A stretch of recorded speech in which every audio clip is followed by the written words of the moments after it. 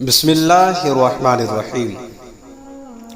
آپ سن رہے ہیں راشد رضا وائس۔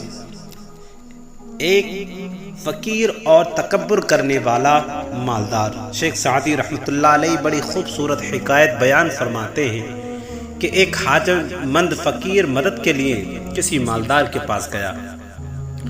اس نے بجائے کچھ دینے کے فقیر کو ڈانٹ دیا۔ فقیر نے خون جگر پیتے ہوئے آسمان کی طرف سر اٹھایا اور کہا، شاید اس نے اس قدر سختی کی اس لیے کی ہے کہ کبھی یہ حاجت مند ہوا ہی نہیں۔ مالدار کو یہ بات سن کر مزید غصہ آیا اور غلام کو حکم دیا کہ اس کو دھکا مار مار کے باہر نکال دے۔ خدا کرنا ایسا ہوا کہ یہ مالدار اتنا کنگال ہو گیا کہ لہسن کی طرح ننگا ہو گیا، نہ مال رہا نہ غلام۔ بھوک نے اس کے سر پہ فاقے کی گرد جما دی اور شعبے دار باز کی طرح ہاتھ اور کیسا حبیب خالی ہو گیا۔ زمانہ گزرا کہ وہی غلام جس نے فقیر کو دھکے دے کر نکالا تھا کسی مالدار کے پاس گیا جو بہت ہی سخی تھا۔ پریشان مسکین کو دیکھ کر ایسے خوش ہوا جیسے مسکین مال کو دیکھ کر خوش ہوتا ہے۔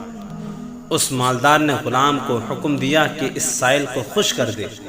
دسترخوان بچھ گیا اور کھانے کے لیے سائل کو ساتھ بٹھا لیا۔ اس نے زور سے نعرہ لگایا، رخساروں پہ آنسو ٹپکے اور دوڑ کر پہلے مالک کے پاس آیا۔ اس نے پوچھا، کیا ماجرا ہے؟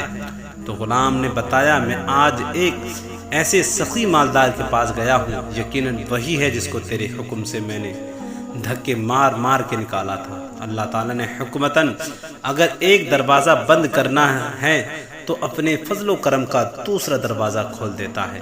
فقیروں اور سائلوں کے ساتھ بدسلوکی کرنے والوں کو اس بات سے ڈرنا چاہیے کہ کل کو ہو سکتا ہے خدائے قادر مطلق فقیر کو غنی کر دے اور مالدار کو فقیر بنا دے۔